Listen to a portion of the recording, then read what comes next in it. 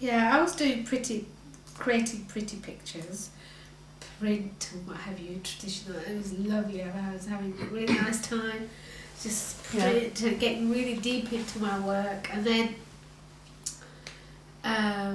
something happened, and I just realised that I just felt I had to prove things.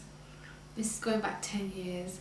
So I started doing computer art, technical, detailed, difficult stuff. And I was saying to society that, look, I thought here is an opportunity to prove myself. I can create really detailed, difficult images, using the computer. When you said print, you mean as a woman? Yeah. To show that whatever the young lads at the university or whatever could do, I can do better.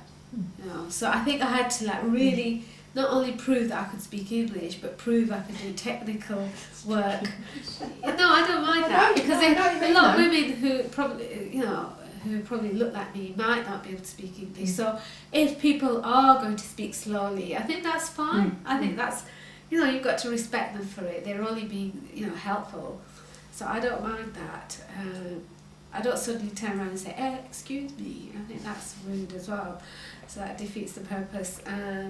So I had to prove a lot of things. And then it was getting confused with feminism. That, when was the feminist movement in Iran?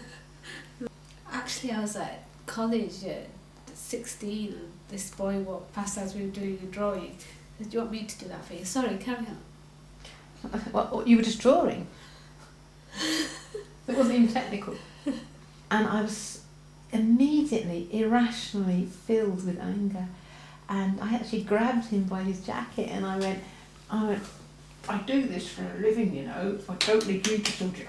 And he was, and I could, for a moment, across his face, I saw if I'd been a bloke, he would have hit me. But I think I come from, we've got so many similarities. I come from a very male-dominated, sexist community. We have equality. So do I. You have your... Yeah, it's very undermining. But that's what pushes us, drives us. The many reasons why I want to work with you is because I just think that there's a really nice partnership there, in the sense that we worked together before and I'd like to build on that. And also I quite like seeing myself alongside you. I think that's sort of saying, we're interacting, we're looking at similarities, commonalities, and living in Small Heath where I do, there's very few white faces. It's really interesting to hear that, because I went to university when I was 50, and part of the reason I got in, basically I just thought, what can't I do at home that I can do here, and it was printing and video, so I did quite a lot of printing, and then the video I had to learn off boys at college, really. But there was a big part of me, it's really interesting to hear you saying that because I didn't know that was in you. I wanted to master the technical skill, partly to say I can do that. I can do video, I can make it, I can plug things in and unplug things, and half the time I can't, but yes, no, it's a nightmare.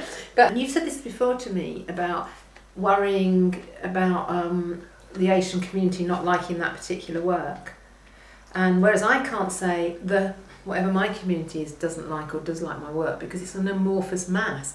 I haven't actually got a community in that sense. Like when I showed that work for my final BA show, one of my friends who I've been friends with for 30 years, who I really like, she came and she said, I didn't like your work at all. I don't understand it. I thought it was disturbing. I didn't think it was aesthetically pleasing. It was the reading Agatha Christie video with the Kurdish guys. That was brilliant. People. And she said, didn't think it was aesthetically pleasing. And she went around the whole show and said, why can't art be more beautiful? And she was upset, and I was really upset. Lots of people that I know and like don't like my work because they would like me to make work which is more beautiful.